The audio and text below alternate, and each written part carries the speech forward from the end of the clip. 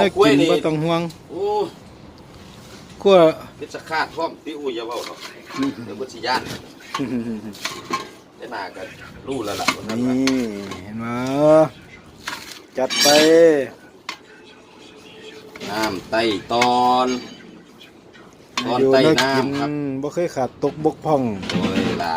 เวียกบ้านเวียกป่าเวียกหยังได้เบิดแล้วอยู่หั่นเบิดอยู่หั่นบาดไป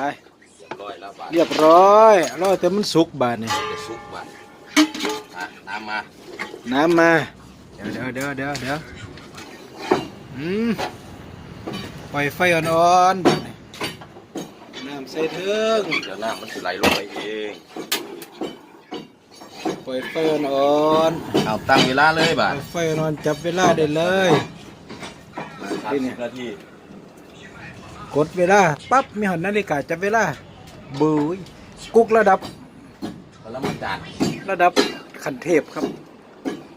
กุกขันเทพจับเวลาความบุยไม่ธรรมดา